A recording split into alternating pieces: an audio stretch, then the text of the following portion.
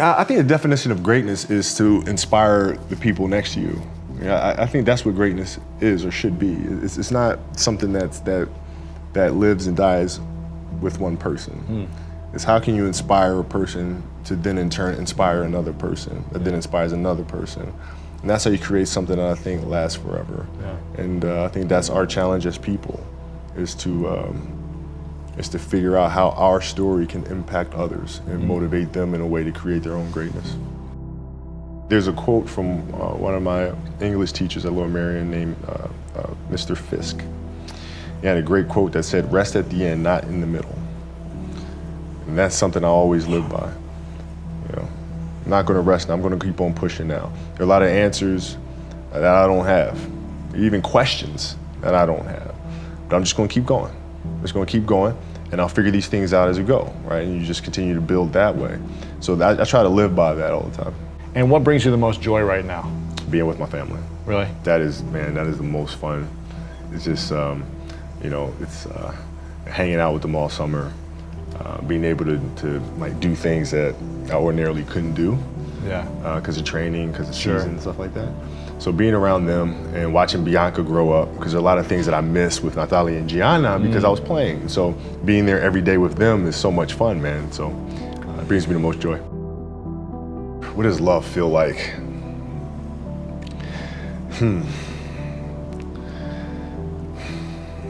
Happiness is such a, I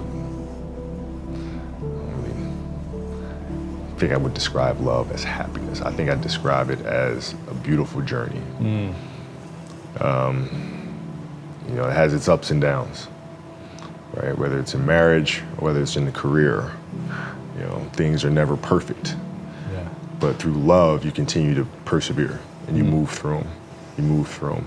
And then through that storm, beautiful sun emerges. Yeah. Right? And inevitably another storm comes. And guess what? You ride that one out too. Yeah. So I think love is a certain determination and persistence to go through the good times and the bad times with the someone or something that you truly love.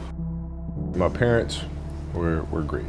You know, growing up, you know, they instilled in me the importance of imagination, of curiosity, and understanding that, okay, if you want to accomplish something, I'm not just going to sit here and say, yes, you can do whatever you want.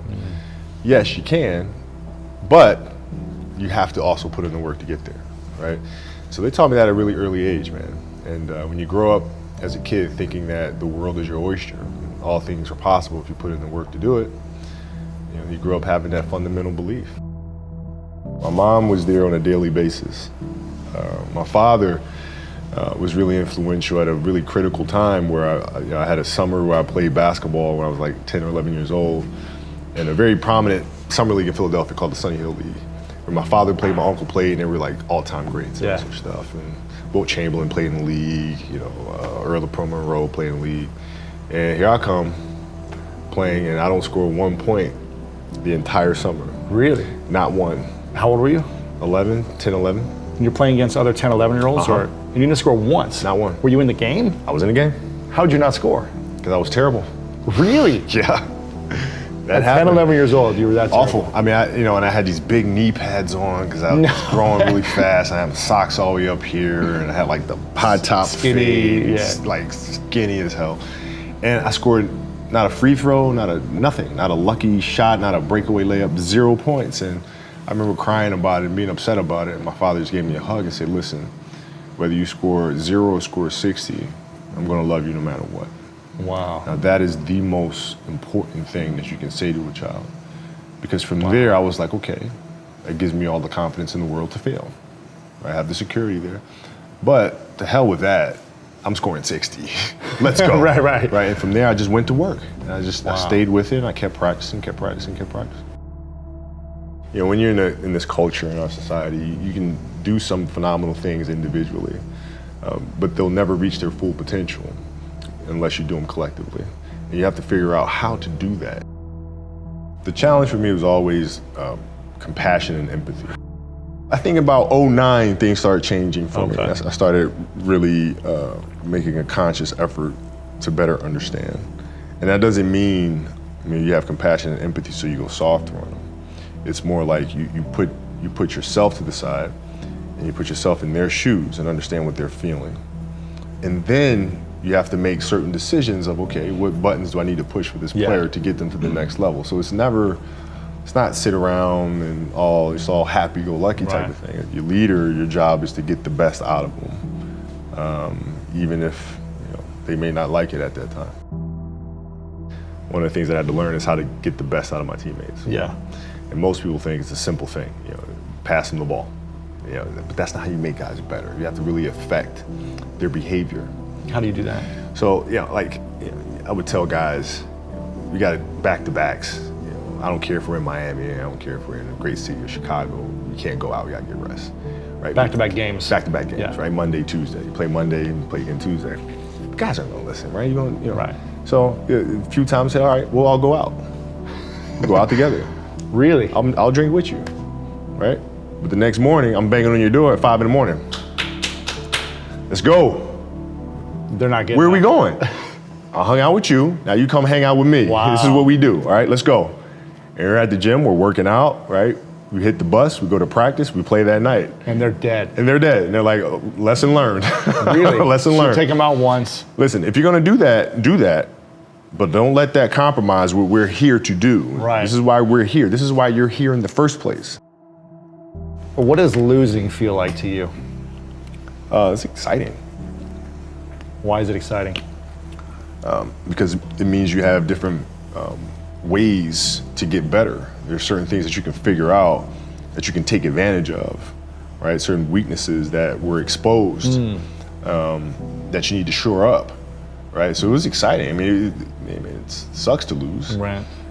but at the same time, there are answers there if you just look at them. I'll give you an example. So Katie Lou Samuelson is one of the best college basketball players in the country. She plays at UConn. She's going to be a senior. And they just had a really tough season last year where they lost to Notre Dame in the final. And so I asked her, I said, have you watched the Notre Dame game? She was like, no. I said, well, why not? I said, I don't want to watch that. I said, I know you don't, but you're going to play Notre Dame this year, yeah? Yeah. What's the chances you see him again in the final? She goes, well, you probably see him again. I said, well, you can't show up and play them without knowing why you lost that one, right? So, the mistakes that you've made in that game, you have to do the hard stuff and watch that game and study that game to not make those mistakes over and over again just because you weren't brave enough to face it. So she came down to the office. I brought her down to the office and we sat down, we watched that game together. Wow.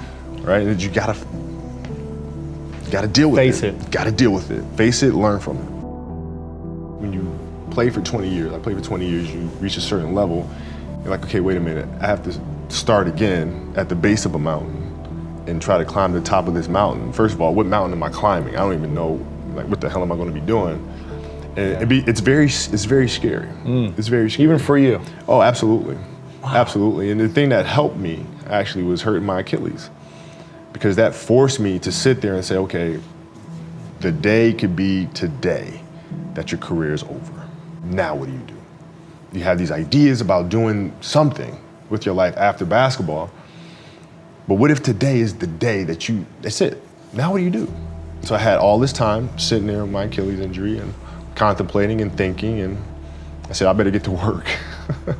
Wow. And that was that. The mentality book is really about process and craft. I've broken the book up into 2 sections.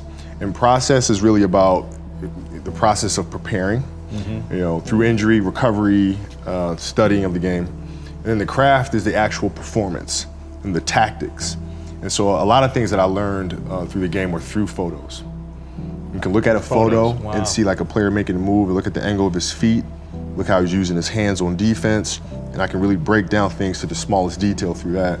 And that's what you'll see in this book. I mean, it's really a basketball Bible. You'll see how I break things down, like how I'm looking at things to the smallest of detail. Yeah. And that's the best way to understand how to have that kind of mentality, is to ask questions, then find answers. And then that lead to more questions, and you find more answers, and that's what the book is.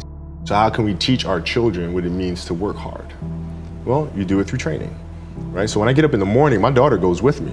4 a.m.? 4 a.m. My 15-year-old goes with me. She goes with me before school, and it becomes a daddy-daughter thing. That's cool. She just got her permit, right? So she drives in the morning. It becomes a cool thing, right? But through that process, she understands the value of hard work and things taking time. And the same thing with my 12-year-old, right? right? She practices every day, right? And so it's through those behaviors is where I find the motivation to do it.